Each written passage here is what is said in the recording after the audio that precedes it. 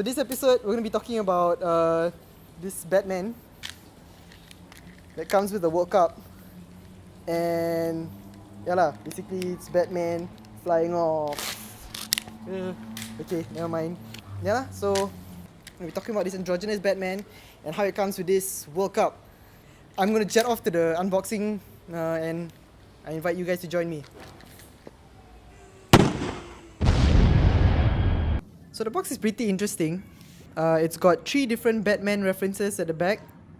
There's a Tim Burton version of the symbol. There's the actual Batman from the Nolan movies. And a Batman from the comics that I didn't bother looking up where it's from lah. Also, see who fly higher! The contents are really straightforward. It's just 2 parts. The Batman copter and the base it flies off from. The base is the World Cup trophy.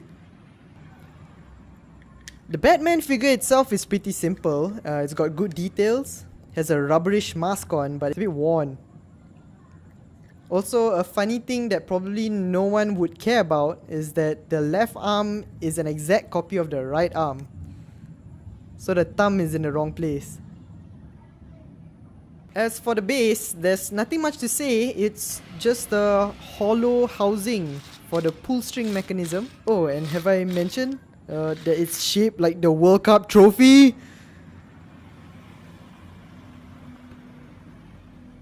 If you grew up in the 90s, then this toy probably looks familiar to you because it's very much a rip-off of Sky Dancers, or the boy version, Dragonflies. If you go on eBay right now and you check for people who are letting go of their original Sky Dancers from the 90s, they can cost anywhere between like $80 to $100. And if you don't have that kind of cash, maybe you can spend on this Batman lah.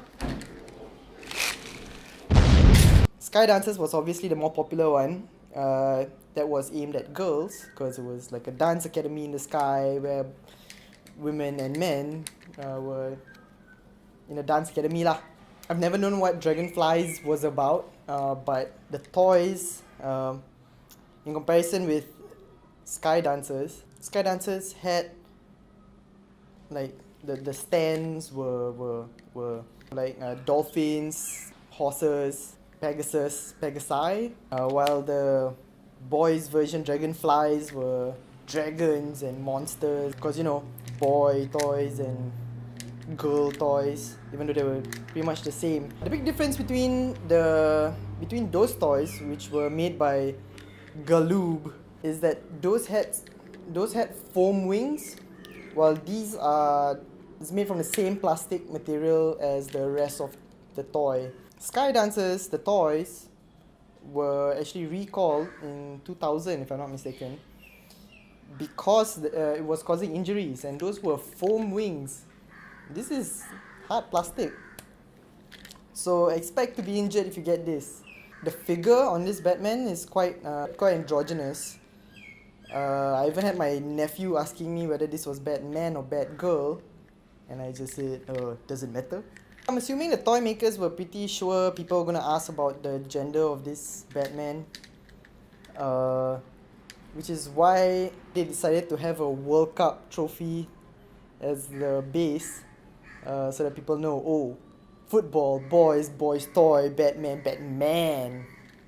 Similar to the Sky Dancers of the 90s, this toy is pretty boring and you will get bored of it within maybe the first 2 days of playing with it lah. If you look close up, if you look at it closely, you can see that the body is quite a generic body with no actual face, and the mask is probably an add-on.